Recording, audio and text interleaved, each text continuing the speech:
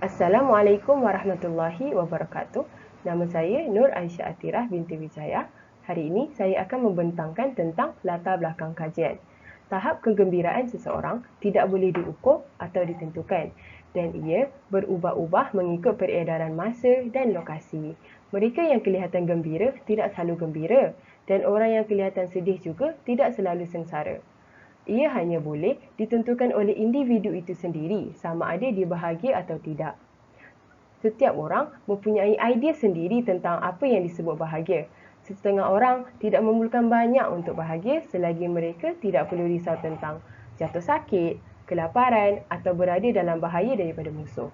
Di sisi lain, terdapat juga individu yang sengsara walaupun kehidupan mereka tenang, mewah, sihat dan menyenangkan.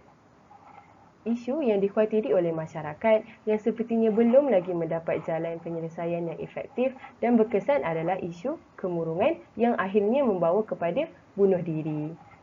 Seringkali dipaparkan di media tentang kes bunuh diri akibat kemurungan, terutamanya dalam waktu pandemik COVID-19. Ramai orang hilang pekerjaan dan sumber pendapatan yang menyebabkan stres yang melampau, seterusnya mengakibatkan kemurungan.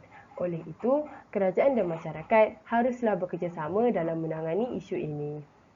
Kajian ini sangat penting untuk dijalankan supaya ramai orang dapat mengetahui erti bahagia khusus menurut Farabi. Selain itu, kajian ini adalah untuk mengetahui cara untuk mendapatkan kebahagiaan menurut Farabi. Hal ini kerana sudah tentu langkah untuk mendapatkan kebahagiaan berbeza antara ahli falsafah. Seterusnya, saya akan membentangkan tentang permasalahan kajian. Hampir 1,5 juta individu di negara ini dilaporkan mengalami tanda-tanda tekanan atau kemurungan menurut Tinjauan Kesihatan dan Morbiditi Kebangsaan pada tahun 2019.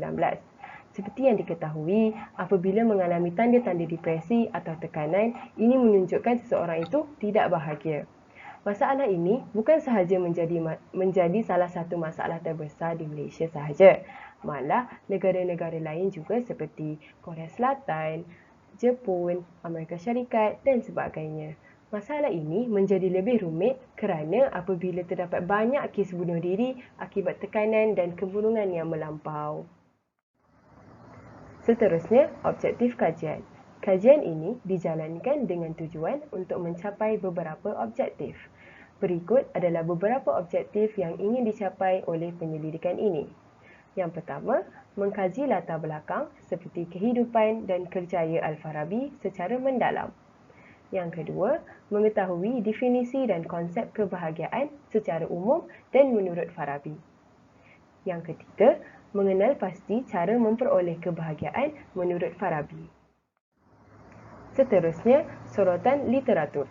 Dari aspek konsep kebahagiaan menurut Al-Farabi, pandangan Enrika Widyaputri pada tahun 2018 menyatakan bahawa isu kebahagiaan akan dibangkitkan dalam kalangan semua masyarakat, muda maupun tua tanpa mengikut umur. Dalam kajian ini, beliau meringkaskan bahawa setiap perlakuan yang baik yang dilakukan oleh individu itu sendiri tanpa paksaan kerana mereka tahu setiap yang mereka lakukan akan mendatangkan kebaikan dan faedah kepada mereka dan orang sekeliling. Menurut jurnal karya Enrika Widyaputri pada tahun 2018, terdapat pelbagai cara untuk menuju kebahagiaan. Pertama, niat dan kemahuan merupakan perkara yang perlu direalisasikan dalam kehidupan. Seterusnya, usaha berterusan untuk mengamalkan sikap terpuji. Manusia bukan sahaja sedar mengenai kebahagiaan, malah harus mengamalkan perbuatan baik sehingga menjadi kebiasaan. Akhir sekali, mempunyai kefahaman tentang 4 sifat keutamaan seperti keutamaan teori, keutamaan intelektual, keutamaan akhlak dan keutamaan praktikal. Assalamualaikum warahmatullahi wabarakatuh. Nama saya Nur Akilatul Husna Meti Asmuni. Nombor matrik 1212219. Hari ini saya akan membentangkan tentang metodologi kajian. Tujuan kajian ini adalah untuk mengaitkan masalah dan objektif kajian dengan hasil kajian. Reka bentuk kajian dalam penyiasatan ini adalah menggunakan pelbagai kaedah. Kajian ini adalah untuk memahami tentang konsep bahagia menurut Al-Farabi dengan lebih mendalam. Kaedah perpustakaan digunakan kerana proses untuk mendapatkan maklumat adalah tepat dan mudah serta relevan dengan objektif yang telah ditetapkan. Kaedah ini menggunakan data sebagai instrumen yang memudahkan untuk mendapatkan maklumat dengan lebih terperinci. Kaedah pertama ialah kaedah perpustakaan. Metod yang digunakan dalam kajian ini menggunakan metod atau pendekatan perpustakaan yang mana library research. Penulis berusaha untuk mengkaji kitab-kitab yang menuliskan tentang riwayat hidup dan pemikiran Al-Farabi mengenai konsep bahagia. Kaedah yang kedua pula ialah sumber data. Sumber data yang digunakan dalam kajian ini termasuklah sumber primer dan sumber sekunder. Sumber utama dalam kajian ini termasuklah kitab-kitab Al-Farabi khususnya seperti Takhsil Al-Sa'adah. Manakala sumber sekunder ialah sumber data yang berkaitan dengan tema kajian, sama ada dalam bentuk artikel, buku dan jurnal. Assalamualaikum warahmatullahi taala wabarakatuh. Nama saya Nur Ainatasha binti Zaidino dan sekarang saya akan meneruskan pembentangan kami berkenaan dengan latar belakang tokoh iaitu Al-Farabi. Baiklah, nama sebenar Al-Farabi adalah Abu Nas Muhammad Ibnu Muhammad Ibnu Tarkhan Ibnu Uzlaq Al-Farabi. Namun, nama yang paling terkenal dan sering digelar dari bibir ke bibir oleh masyarakat ialah Al-Farabi. Dalam Latin pula, Al-Farabi lebih terkenal dengan panggilan Al-Farabius atau Aben Nasar. Seterusnya, beliau lahir pada tahun 297 Hijrah bersamaan 870 Masihi pada zaman pemerintahan kerajaan Samaniyah di Transozia yang terletak dalam wilayah Wasij di Turki. Sekarang daerah ini lebih dikenali dan digelar sebagai Ortar di Turki. Yang ketiga, Al-Farabi juga dikatakan dapat menguasai pelbagai bahasa asing, antaranya bahasa Syria, bahasa Arab dan juga bahasa Greek dan juga beberapa bahasa lagi. Seterusnya, yang keempat ialah Al-Farabi merupakan seorang pemuzik yang sangat handal. Beliau bersama lagunya telah berjaya menarik orang awam sehingga menyebabkan seorang menangis atau ketawa dalam setiap bait-bait yang beliau lontarkan. Malahan juga, beliau juga disebut sebagai seorang yang mencipta satu alat muzik yang dikenali sekarang ini sebagai gambus. Al-Farabi merupakan seorang saintis terkemuka Islam dan juga termasyhur kerana hasil kerja dan juga penulisannya terutama dalam bidang falsafah, dalam logik dan sosiologi. Ilmu pengetahuan yang dimiliki Al-Farabi tidak terhad hanya kepada 3 bidang sahaja kerana beliau juga banyak memberikan sumbangan dalam bidang-bidang lain seperti sains, perubatan, matematik dan juga muzik. Peringkat asas Al-Farabi ialah agama dan linguistik. Beliau juga mempelajari undang-undang, hadis dan juga Al-Quran. Al-Farabi juga menguasai pelbagai bidang dalam ilmu keagamaan, antaranya ilmu nahwu, ilmu tafsir, hadis, fiqh dan sebagainya. Beliau juga mahir dalam pelbagai cabang-cabang falsafah, ilmu lingkungan, ilmu militer dan juga ilmu muzik. Walaupun Al-Farabi mahir dalam pelbagai bidang, tetapi beliau lebih tertarik atau lebih memberikan perhatiannya pada bidang falsafah dan juga logik. Seterusnya, Al-Farabi terkenal sebagai guru kedua iaitu Al-Muallim Al-Thani selepas guru pertamanya iaitu Aristotle iaitu Al-Muallim Al-Awwal. Ini kerana beliau sentiasa mengkaji buku-buku yang dihasilkan oleh Aristotle maupun mengkaji mengenai diri Aristotle. Al-Farabi juga banyak mengkaji tentang falsafah dan juga teori Socrates, Plato dan juga Aristotle dalam usahanya untuk menghasilkan teori dan konsep mengenai kebahagiaan. Maka tidak hairanlah Al-Farabi dikenali sebagai orang yang paling memahami falsafah Aristotle. Dan yang terakhir, Al-Farabi telah meninggal dunia semasa beliau berumur 80 tahun pada tahun 950 Masihi bersamaan 339 Hijrah di Syria dan turut dikenali sebagai Al-Farabius di Serata Barat. Al-Farabi telah dikubumikan di sana iaitu di sebuah perkuburan di bahagian luar pintu selatan atau pintu sampingan kota tersebut. Saf ad-Daulah sendiri yang mengetahui para pembesar negeri bagi menyembahyangkan jenazah Al-Farabi, seorang cendekiawan yang terulung dan juga termasyhur di kalangan para sarjana dan tetamu di istana Saf ad-Daulah.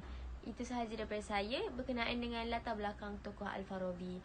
Sekian, Assalamualaikum warahmatullahi taala wabarakatuh. Seterusnya, saya Enzahra binti Muhammad Sapuan akan menerangkan tentang konsep kebahagiaan. Secara umumnya, kebahagiaan dapat ditarifkan sebagai sebuah kunci kegembiraan dan ketenangan bagi seseorang.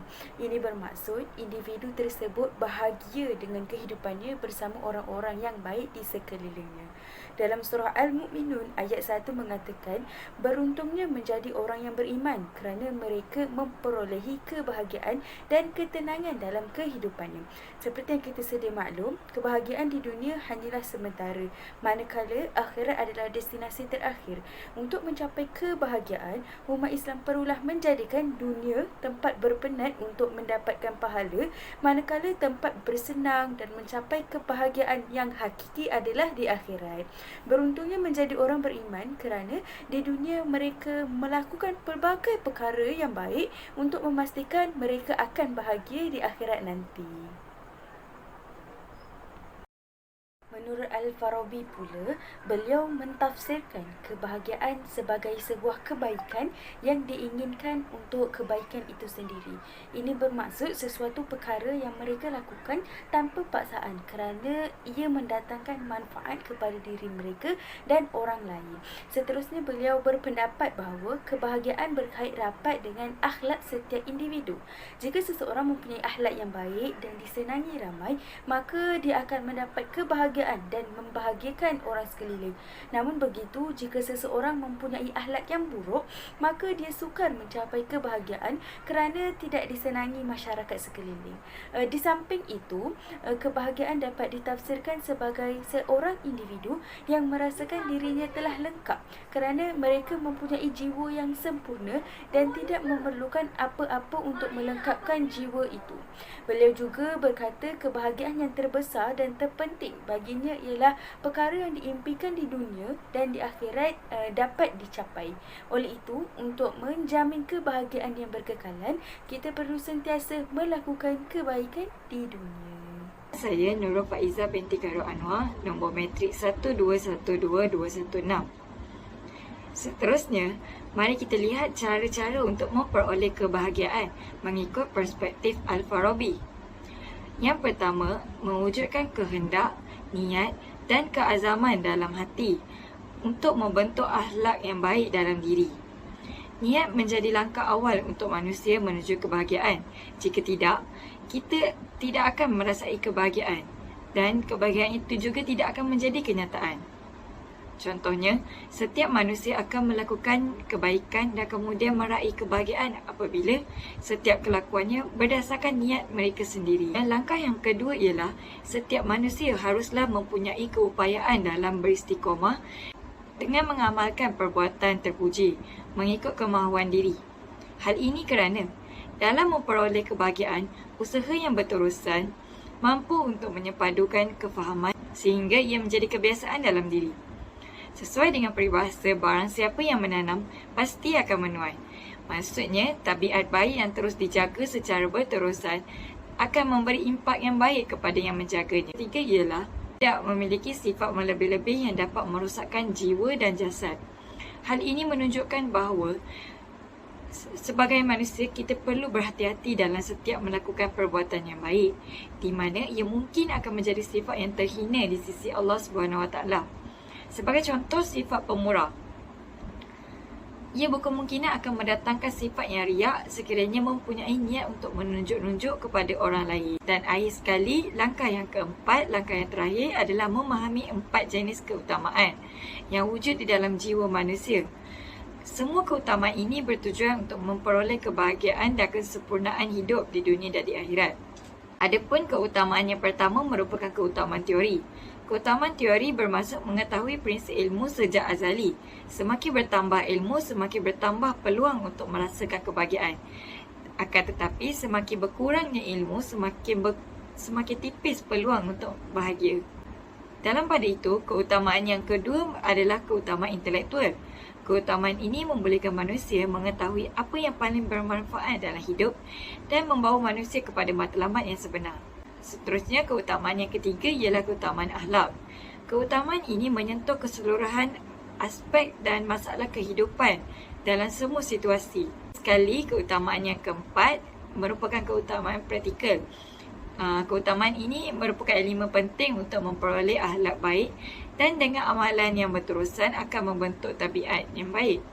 Sekiranya seseorang itu ingin mencapai kemuncak kebahagiaan dalam hidup, perlu baginya untuk memupuk sifat-sifat baik yang ada dalam diri dan memenuhi semua keutamaan mengikut perspektif Al-Farabi. Itu sahaja daripada saya. Sekian, terima kasih. Rumusan yang boleh didapati ialah setiap orang akan merasai kebahagiaan bergantung pada bila dan bagaimana dia mencarinya. Hal ini kerana menurut Al-Farabi, kebahagiaan adalah kebaikan yang hakiki serta matlamat hidup bagi meneruskan kehidupan dengan aman dan damai tanpa menyebabkan masalah. Kebahagiaan bagi Al-Farabi adalah kebaikan yang diinginkan untuk diri sendiri dan merupakan matlamat akhir manusia di dunia ini. Menurut Al-Farabi, terdapat 4 cara untuk mendapatkan kebahagiaan. Yang pertama ialah teoritis, kedua ialah amali, ketiga ialah akhlak dan yang terakhir ialah intelektual, yang mana sudah diterangkan oleh sahabat saya, Izzah Hazirah. Tambahan pula, hubungan akhlak dan kebahagiaan seperti kata Al-Farabi tidak dapat dipisahkan daripada kebahagiaan. Mempunyai akhlak yang baik adalah tanda jika jiwa seseorang itu sihat. Sebaliknya, jika akhlak seseorang itu buruk, tanda jika jiwa seseorang itu sedang sakit. Oleh itu, jika manusia ingin bahagia, manusia hendaklah terlebih dahulu memperbaiki akhlaknya. Dengan memperbaiki akhlak, maka manusia akan menjadi manusia yang baik dan berakhlak mulia. Akhir sekali, kita hendaklah berusaha untuk menjadi orang yang baik dan berakhlak mulia. Berdoalah kepada Allah agar membimbing kita ke arah yang benar. Maka kebahagiaan itu akan datang dengan sendirinya. Jadi, secara ringkasnya, kita hendaklah memperbaiki akhlak dan kebahagiaan akan datang dengan sendirinya.